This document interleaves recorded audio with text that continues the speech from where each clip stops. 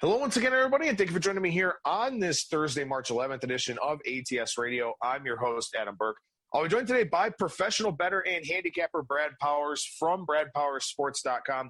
We'll talk some FCS college football for this weekend's action. Also take a look around the college basketball betting landscape. And real quickly, tomorrow's show, I'll be doing another edition of the Bettor's Box. Probably do two divisions tomorrow, 5 and Fly for the AL Central as well as the AL West as opening day. Not that far away now, so very much looking forward to that, and got to make sure we get all the divisions in here on ATS Radio. Speaking of Major League Baseball, my 2021 MLB betting guide available over at ats.io. All 30 teams previewed from a season win total standpoint. Some good fantasy baseball application in those as well. Futures markets for divisions, pennant, and World Series. Also player futures available in that 2021 MLB betting guide. And you can check that out over at ats.io or on my Twitter feed at Skating Tripods. There's a link to download the PDF from my Google Drive. So if you want to get the guide that way, you can do that as well. Also over at the website, picks and predictions across college basketball, the NBA, and the NHL. I'll have a UFC preview up for you probably sometime here today. NASCAR preview's already up. Golf preview went up for the Players' Championship early on in the week. So we cover all those things over at the website as well. With that, we bring on today's guest. That is professional bettor and handicapper Brad Powers from bradpowersports.com. And Brad, how's it going today, man? It's going well. How you doing? I'm tired. I love this town, but it'd be nice to get home today after kind of running all over from side to side in the valley. But good to see you a couple days ago, man. I'm glad I got you out of the cave. Yeah, always a pleasure to see you, man. Nice to get out and about and see a good friend, and always a pleasure talking to you face to face, even though I talk to you each and every week right here. Yeah, right. This time we got to do it over hot dogs at the South Point Sportsbook. So, definitely a fun time with that. And again, thanks for making some time to come out. And thanks, of course, for making some time here to do this Thursday show. And, something you and I talked about quite a bit when we were chatting on Tuesday, you've hammered closing line value in the FCS here so far. Haven't had the results, but you've certainly got out in front of the market. And, of course, that is a very good indicator of future success. Did you see any adjustments in the market here this week where maybe it's tightening up a little bit, or just, still kind of a free-for-all with a lot of value to be had?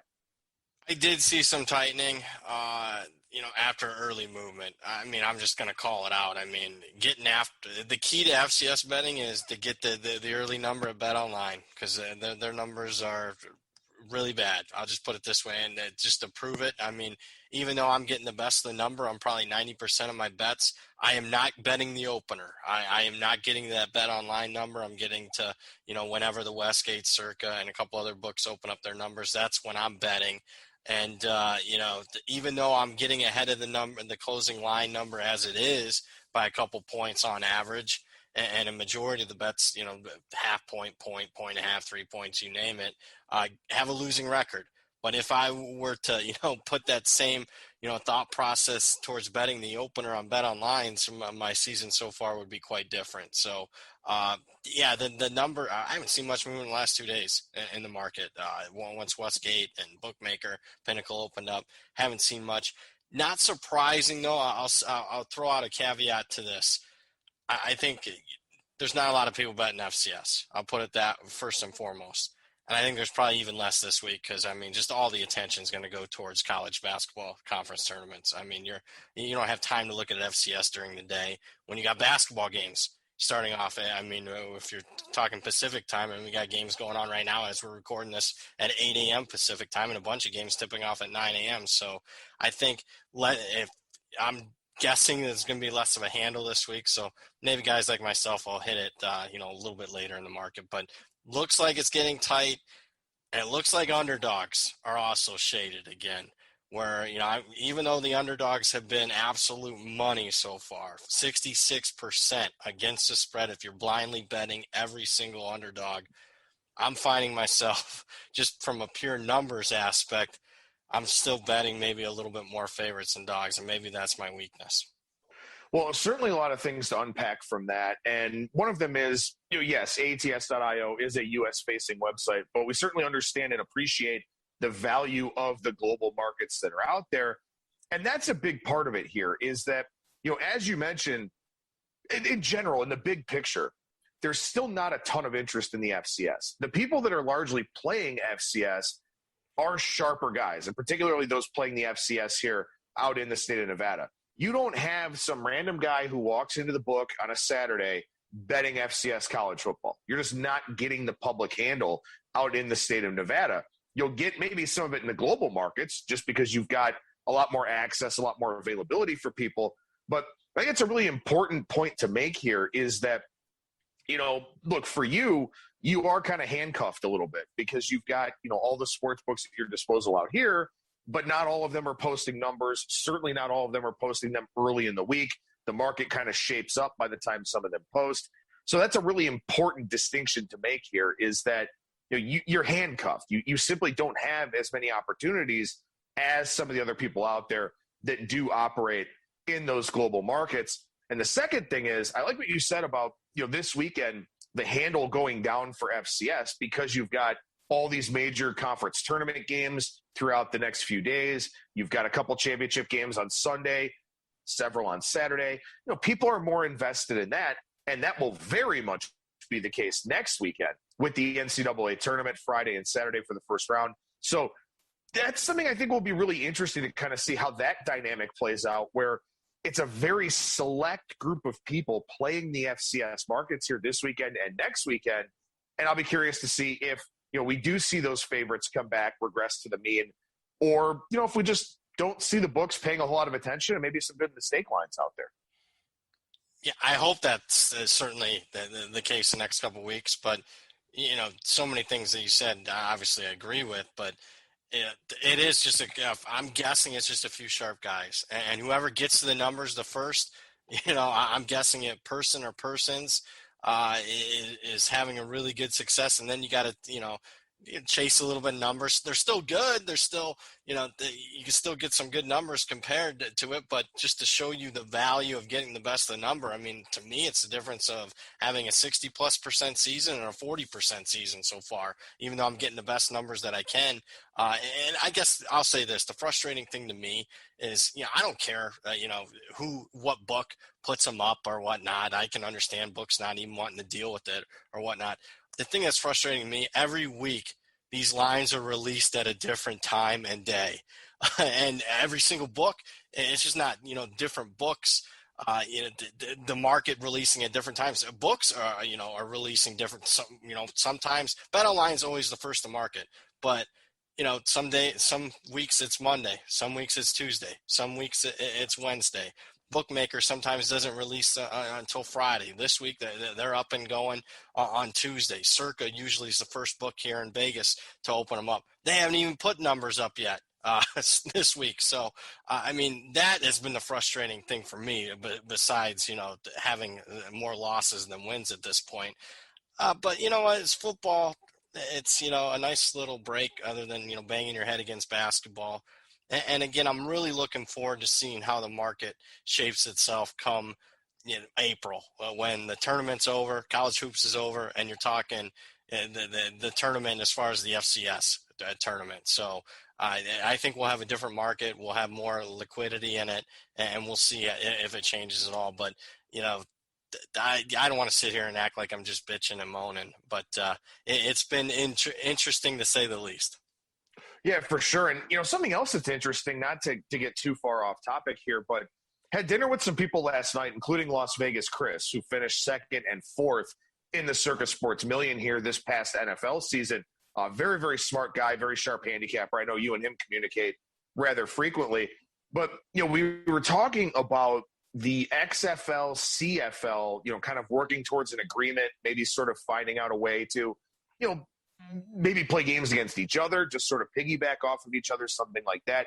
Because the CFL, the Canadian Football League, seems like it's on pretty solid financial ground. And as we know, the XFL, you never really know, where things are going to go with that. Although I do think, Dwayne Johnson is somebody who's going to really try to see that vision through, especially for the sake of those players looking for opportunities.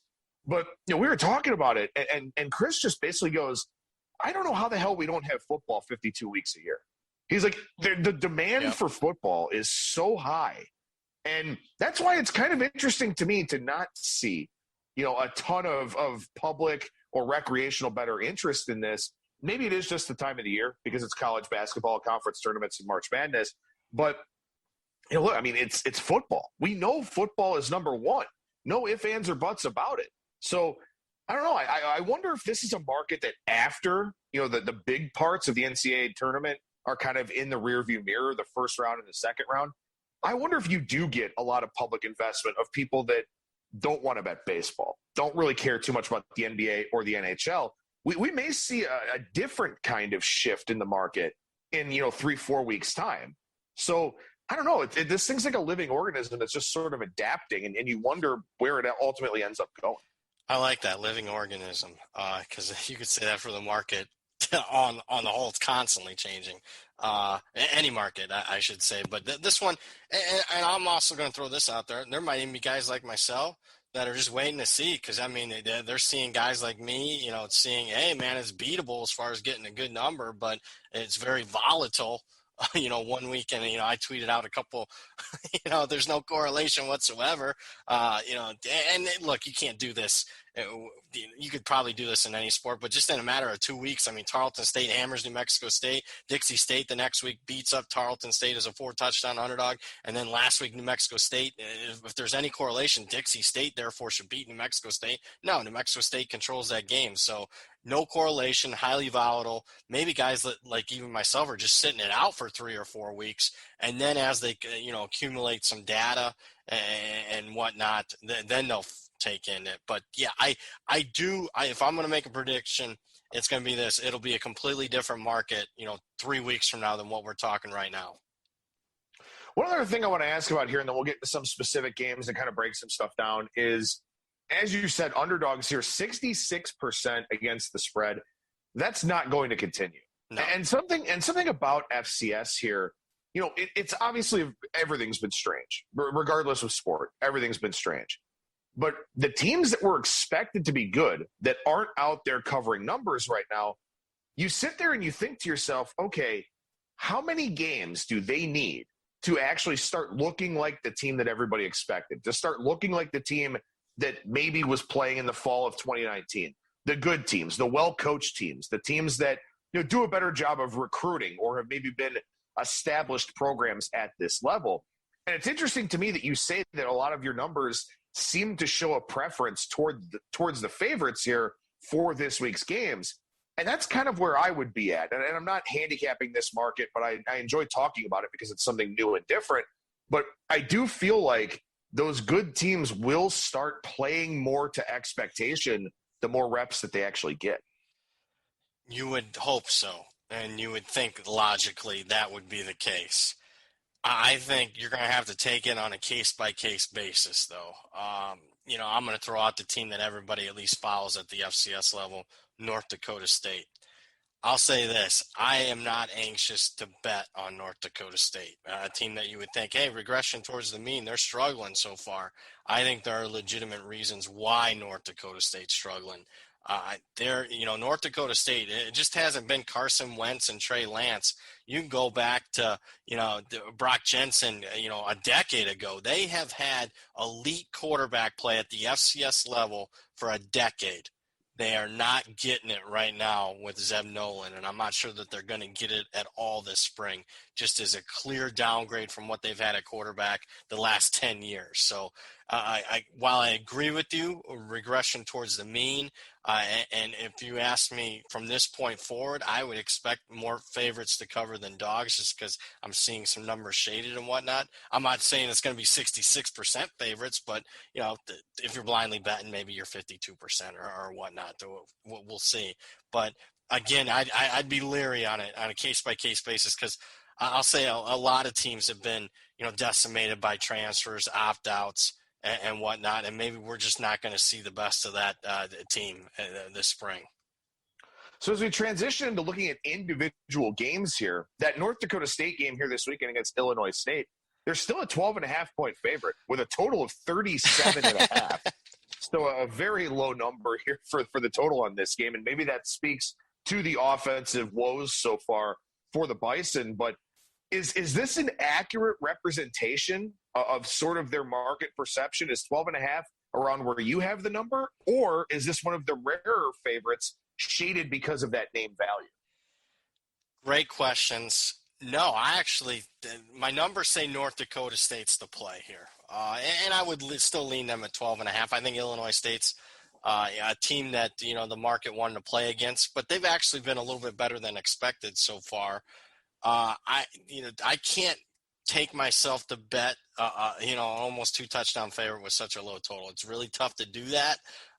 North Dakota State's defense, on the other hand, has been legitimate. At least in 2 of their 3 games so far this spring. They've showed like one of the better defenses in the country.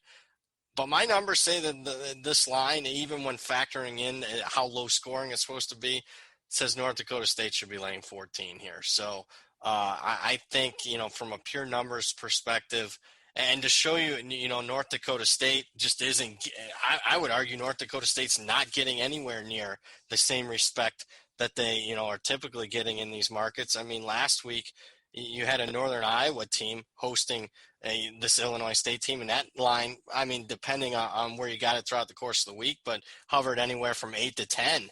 So, you do the math. North Dakota State on a neutral would only, be a field goal type of favorite over a Northern Iowa team.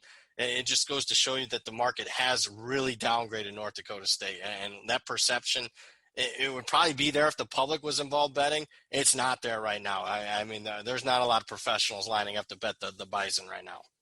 Well, and that was going to be my follow-up question was, is this just an example of what we've talked about already in terms of the lines for the underdogs being shaded a little bit?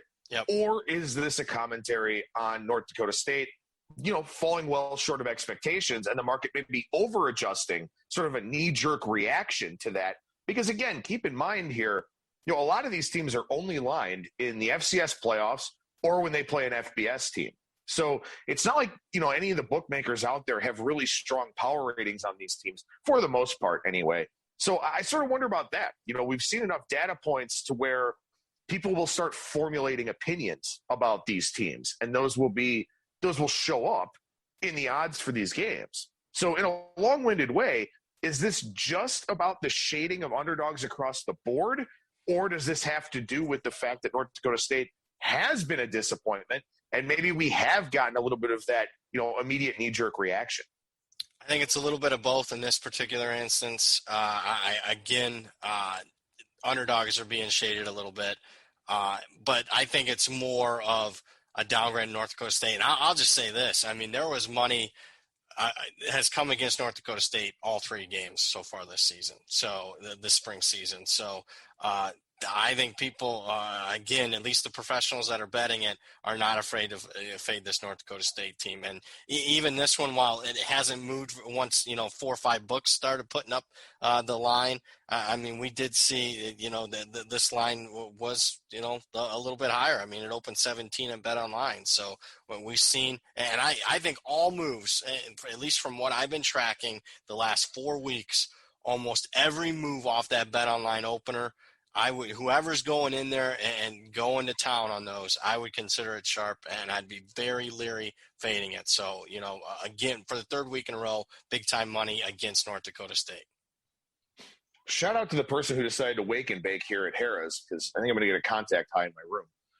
But aside from that, the thing of it is, look, I'm sure a lot of our listeners here are not involved in the FCS market. And I hope that they're still listening to the show. And I hope that maybe they are getting involved in this market, because I think there is money to be made.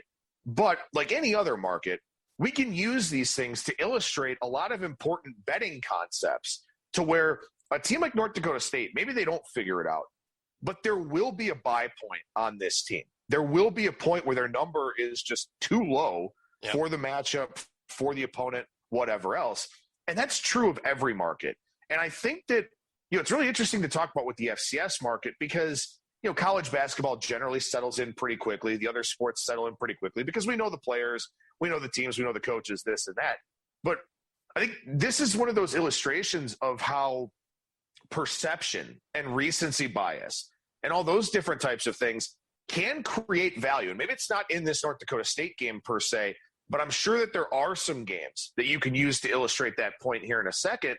But it just speaks to a lot of those betting and handicapping concepts of having an understanding of the market, knowing when to sell high, knowing when to buy low, knowing when to do a lot of those things that help you make smart plus EV wagers. And it's really easy to see in this market because, you said it best, I think. It's a very volatile market. It's an illiquid market, but it reinforces a lot of the things that we talk about in other sports betting markets. And I think to see it so clearly, I think it's something that allows people to get a good idea of the things that we talk about here on this show. So with that being said, are there some buy low or sell high points that you've isolated here for some of these games this weekend? All right, let's go to another, kind of popular type of team on Sunday that, I'm actually pleasantly surprised. And if you want to get out in front of a number, if the public does bet, a team, they're going to bet Deion Sanders and Jackson State, who have exceeded expectations. I thought there would be value fading Jackson State so far this season, and that hasn't been the case. They just won outright as a double-digit underdog against Grambling. Legitimate performance for Jackson State there, and where the talent level is showing that Deion's brought in, not only with the recruiting class, but also the transfers. I think this week, even though the line's like 14 and a half at this point, I expect nothing but Jackson State money to come in. They have played a couple games already this season. They have exceeded expectations. Mississippi Valley State's had some COVID issues. I think this is one where, if you're talking just betting 101, I expect money to come in until they struggle and prove different. I can only see, the market kind of betting on Jackson State at this point. If there's going to be one public team or even one team that, if you're just anticipating a market move, even more professional side instead of the public, Jackson State, expect money to come in on them each week. And if you're asking me right now where this line's going to close, I think it closes at like 17. So if you want to get in front of a big move, not a guaranteed winner, sort of say, but if you want to get some closing line value, I think Jackson State this week makes a lot of sense at 14 and a half. Well, and that brings up another concept too of, you probably won't have many more opportunities to get Jackson State at fair prices. If they keep doing what they're doing, they're 14.5 point favorite here. Let's say they win this game by 28 or 31 or something like that. You probably had your one buy opportunity this week, or, the previous weeks, maybe there were some buy opportunities, but this might be the last one. Yep. So, again, it's about having an understanding of the market, thinking about how the market will mature. And I think that's something that's a really important concept across all sports betting markets, but certainly one here that is pretty immature, that is relatively new in this space. And I'll be curious to see, when the FCS goes back to playing alongside the FBS, if we still see some places line these games simply because they have a better feel for it now.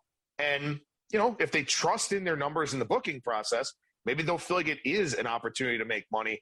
I would assume it's more the global books that would do that as opposed to the brick and mortars in the U.S. But, again, just something to think about here as we go forward. What about some other games that you either played already or you're looking at for line moves or you're thinking about playing? It's Samford. I played Samford. Big line move here, though. And again, it's tough, giving out numbers because a lot of times they'll move. And just to put in perspective how volatile the market is, I mean, my accounts have been flagged where a $500 bet's going to move the line 1.5 points at that book. And a lot of these, and books now, if they see a move at one book, especially a book that they consider sharper, all the other books are going to move. But I did bet Samford plus 5.5 against Wofford. It's mainly a fade against Wofford, a team that, if you're, again, using handicapping and betting 101, a team that the market has faded each of the first two games of the season. Wofford has underperformed in both games, even though they covered one of those performances. It was kind of a fluky final.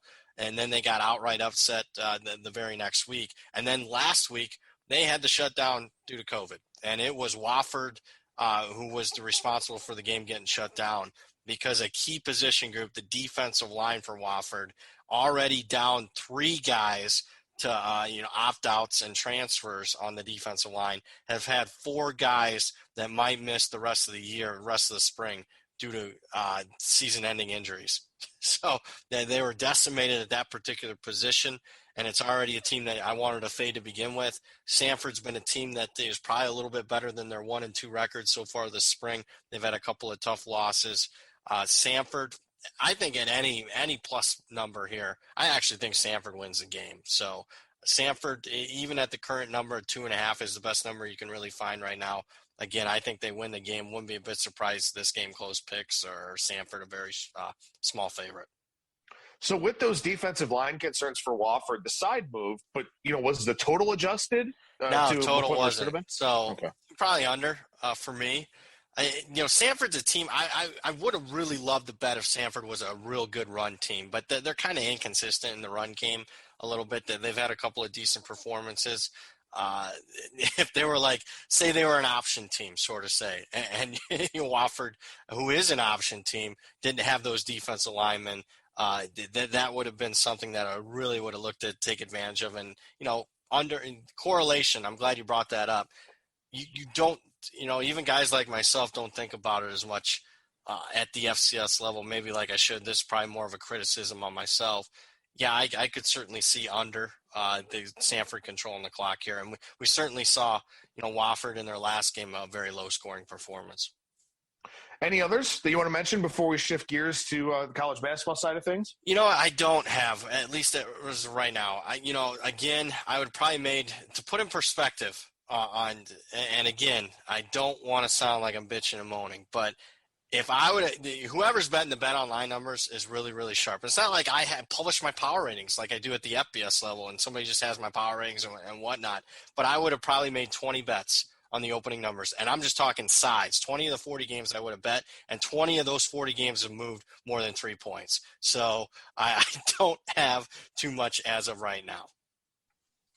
And it's tough because, it's ingrained in us. And this was part of the discussion we had last night at dinner that I thought was really fascinating.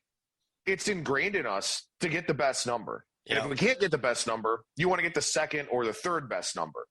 And here in the FCS, with the way that these numbers are moving, and as you mentioned, the posting times are just dramatically different, it's very tough to go and play a game now where a good portion of the value has been extracted. And there's a very good chance that in this inefficient, volatile market, the number's still not right. Yep. But, it's very hard to sit there and know that you're taking something that's 3.5, 4 points off of where it opened.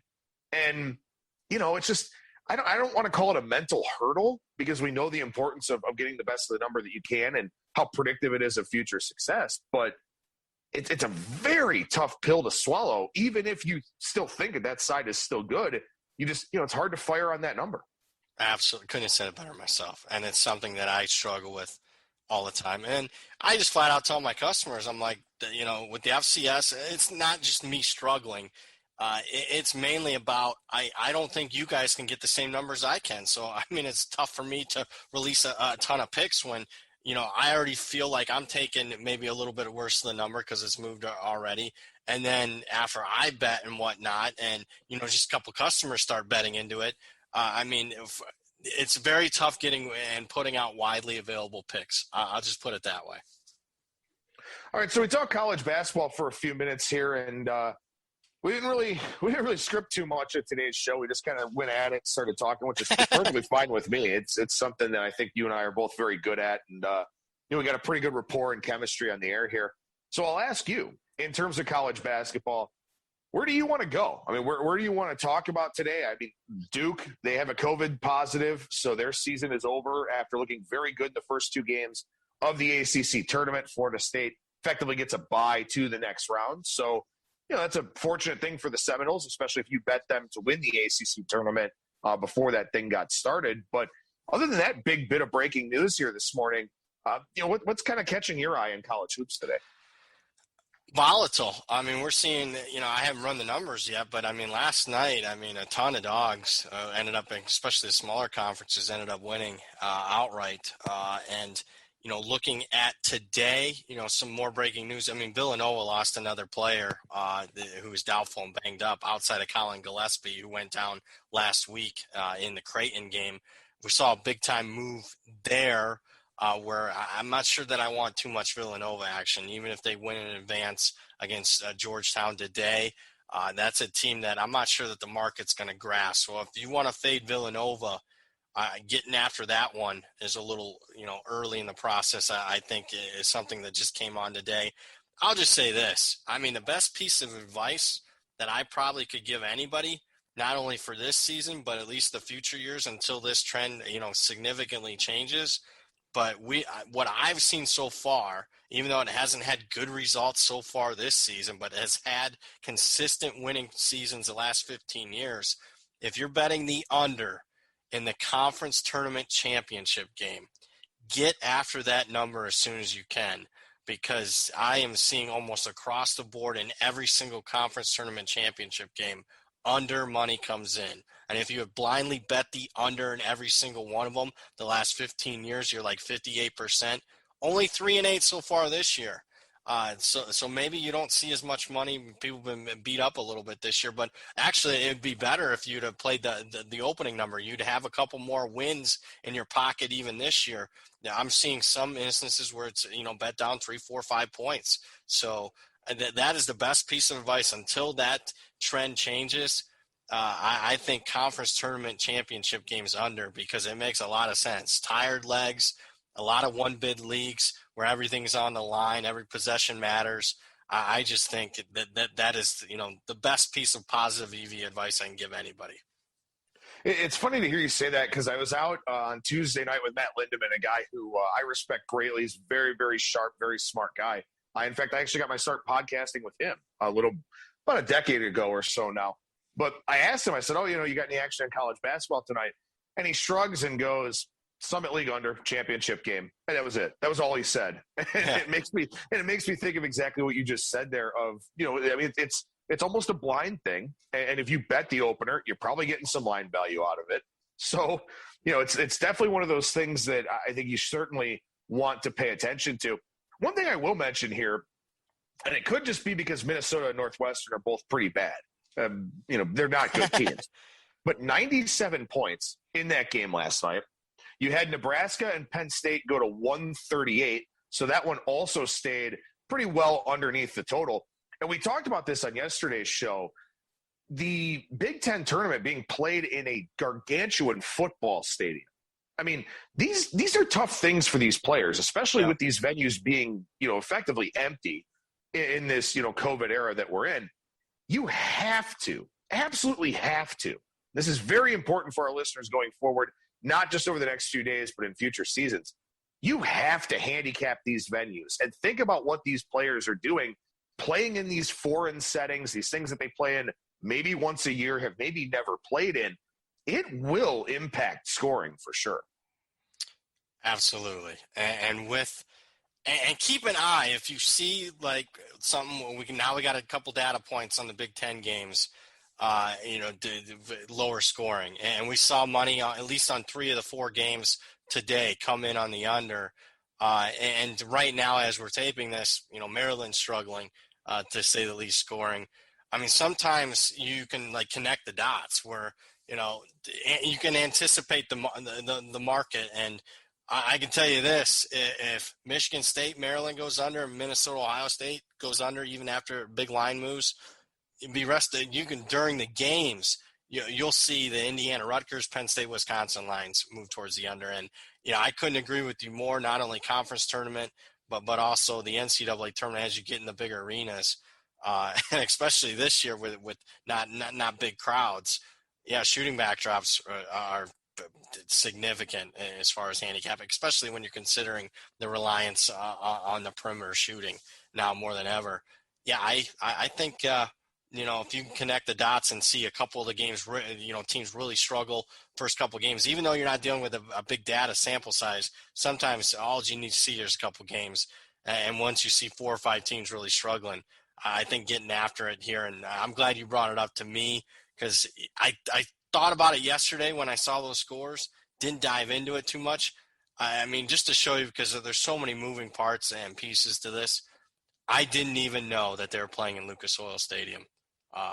So maybe that's a bad part of me, but I'm glad that you brought that up because I as soon as this is over, I'm firing in unders. Well, and one other thing I wanted to mention here on today's show, and I want to get your take on this because I think it's pretty interesting.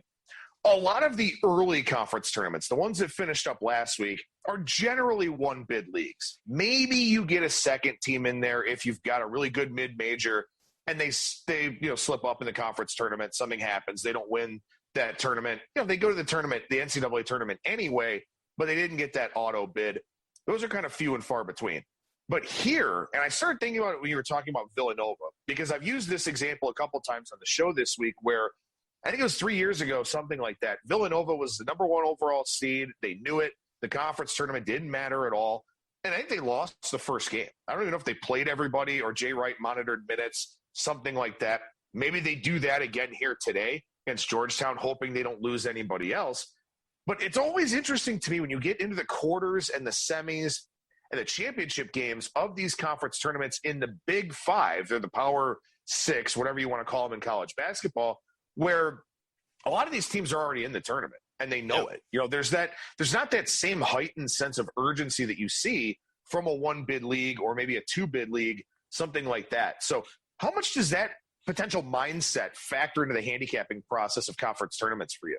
Case by case basis. I mean, obviously, if you got a coach with a 5+ year, 10+ year, hopefully a sample size on how he handles the tournament action. Obviously, you have coaches that value conference tournaments more than others. A program that really values a conference tournament, Iowa State, no matter who the coach is, and a lot of it had to do with the traveling fan base and whatnot, and a coach that really valued it. But they've been really good in the conference tournament. Other programs, not so much. So again, case by case basis. But you're right. I mean, to me, again, it goes more towards the under. I mean, which makes sense as you get more along in some of these major conferences. You're going to want to run up, and after you played 3 games in 3 days, you want to run up and down the floor and really take a lot more steam out of your team. When you're playing an NCAA tournament game within, and a lot of times I look towards the championship games that are played on Sunday. Keep in mind, a lot of those teams are going to be, back to playing the NCAA tournament on Thursday, with the traveling and whatnot and the extra media attention. How I handle it is, a lot of times I don't expect even the high tempo teams to be, running up and down the floor. I mean, if I was a head coach, I wouldn't, fire all my bullets in the conference tournament if I know full well that, that my team's safely in the NCAA tournament, unless I was, on the bubble, unless I knew that, with the media narrative out there, if a win could get me a 1 seed or whatnot, maybe that would be the only thing that changes my thought process. Yeah, that's an important thing too. The sort of the perception of the team, kind of where they're going to fall from a seeding standpoint. That's always important. And like you said, I mean, some coaches care more about the conference tournaments than others. Some coaches want to be, in the best possible form going into the NCAA tournament. All of that. But, it's one of the few times of the year, I think, where if you really try, I think you can pick off some motivation spots, just of teams that, absolutely have to get there. And I'm not talking about bubble teams, because bubble teams are already naturally inflated because everyone goes, well, they have to win the game, so of course they're going to win and cover. No, they have to win the game because they're not that good. So you don't want to be laying a big number with them or laying an inflated price with them, something like that. But there are some spots, I think, where motivation can come into play, whether it's very obvious in terms of the bracketology, or maybe it's not so obvious because it's just a team that's going to the tournament and, they'd rather just not lose anybody, not get anybody hurt. So, again, I've said it before on this show, and it may be sacrilegious, but I don't know. Last week and this week are my 2 favorite weeks to bet college basketball, and I prefer to just kind of watch the NCAA tournament as more of a fan. Yeah, because, I mean, you don't have motivational disparities in the NCAA tournament. It's win or go home. I'll give you one that, I at least have isolated this team, and they have not performed well down the stretch for good reason, and I question their motivation tonight. I think the season's over for them. UT Rio Grande Valley. A team that in their last 7 line games, they're 0-7. Tragic loss to their head coach, lost their best player, just transferred out just a few games ago. And meanwhile, you got a New Mexico State team that was really derailed, the preseason favorite in the WAC that, they played 1 game in basically a 7-week period And now they finally have found their legs. Last 3 games they've won by double digits, including a blowout over the same UT Rio Grande Valley team. If you look at motivation, I don't see it there for Rio Grande Valley. Again, no head coach, top player gone. Haven't seen any fight from them down the stretch of the season. Meanwhile, New Mexico State, a team with high expectations, finally living up to them, sort of say. I mean, that was the game that I isolated today. And even though I don't like doing it too often in a conference tournament, I'm laying the big number tonight, New Mexico State minus 11.5 for motivational purposes. There you go. Good thoughts on today's show from professional bettor and handicapper Brad Powers from bradpowersports.com. And always good thoughts over at that website as well. Yeah, bradpowersports.com. I'll tell you what, coming up on Monday will be my very first issue of the 2021 season. So we're going to be looking a lot at FBS action. I know FCS and March Madness is going to be at the forefront. Look, my sport is college football at the FBS level. If you want some early power ratings, some early, teams to play on, play against and whatnot, early thoughts. A lot of people like my spring guide. I have all the schedules for every team set in a very easy printable setting there. Check that out on Monday. I'll post it up free at bradpowersports.com. Ooh, we'll definitely talk about that on next Thursday's show. We'll, of course, talk the NCAA tournament too, but also definitely dig into that guide a little bit. So very much looking forward to that. Brad Powers, professional bettor and handicapper over at bradpowersports.com, at Brad Powers and the number 7. Appreciate the time, man. Thank you so much. Appreciate the visit a couple days ago. Can't wait to do it again, and I'll talk to you again next week. Sounds good. Thanks for having me on. There you go. There's professional bettor and handicapper Brad Powers from bradpowersports.com. And also, again, at Brad Powers and the number 7 on Twitter. Coming up on Friday, I'll go solo with the Bettors Box, my MLB betting podcast. 5 and fly for the AL Central. Probably do the AL West on tomorrow's show as well. So it'll be close to an hour-long show talking Major League Baseball. But fortunately, lots of time to listen to that. You can break it up midway through, all that kind of thing. So that's what we'll have to finish out this week on the show. That'll do it for me. Thank you so much for listening, everybody. And I will talk to you again tomorrow.